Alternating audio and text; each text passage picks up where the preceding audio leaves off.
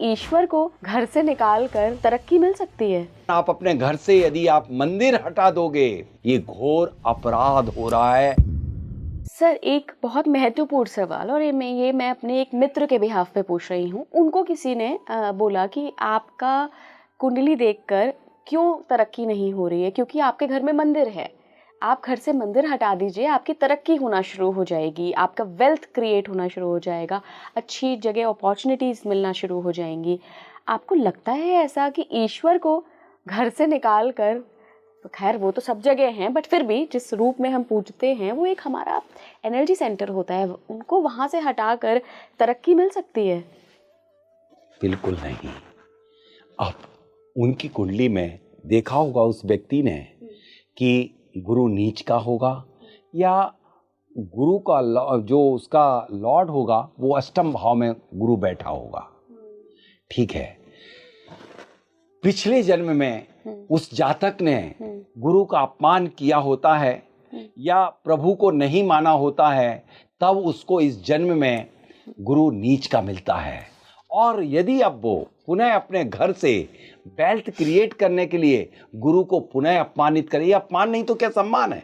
आप अपने घर के किसी मेंबर को घर से एक दिन को बाहर निकाल दीजिए, फिर तो प्रभु ने आपको बनाया, ये काया आपकी बनाई हुई नहीं, प्रभु का वरदान है, और आप प्रभु को ही घर से निकाल रहे। ये कोई वास्तु नहीं है, ये कोई ज्योतिष नहीं है। पिछले जन्म में जो आपने किया उसका परिणाम आज आपको मिला, और वही इस जन्म में यदि आप गुरु को, प्रभु को, गुरु नीच के कारण आप अपने घर से यदि आप मंदिर हटा दोगे, दीप जलाना लोगों से बंद करवा दिया गया, लोगों से प्रभु के मंदिरों में बाहर भी जाना बंद करवा दिया लोगों ने, ये घोर अपराध हो रहा है। इसे कहते हैं प्रज्ञा अपराध। प्रज्ञा मतलब ज्ञान, ज्ञान का अपराध। इस अपराध का क्या दुष्प्रभाव होगा मुझे नहीं मालूम, लेकिन मैं हाथ जोड़ के निवेदन करता हूँ कि आप ऐसा मत करना, ना अपने फ्रेंड को करवाना, उनको रिकमेंड करना कि आप प्रभु की जितनी पूजा अर्चना करोगे तो वो आपका नीच का गुरु भी उच्च का बन जाएगा।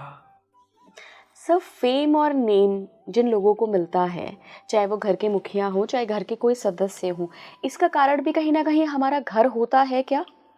हो सकता है। क्या है, आपकी कुंडली और आपका घर लगभग दोनों चीजें एक दूसरों के समानुपाती होती हैं। कैसे? यदि आपकी कुंडली में सूर्य अच्छा है तो आपके घर में भी ईस्ट डायरेक्शन अच्छी होगी, अपने आप ही। हो सकता है किसी के अनायास यदि वहां पर टॉयलेट बना दी गई तो वो दिक्कत खड़ी कर सकती है।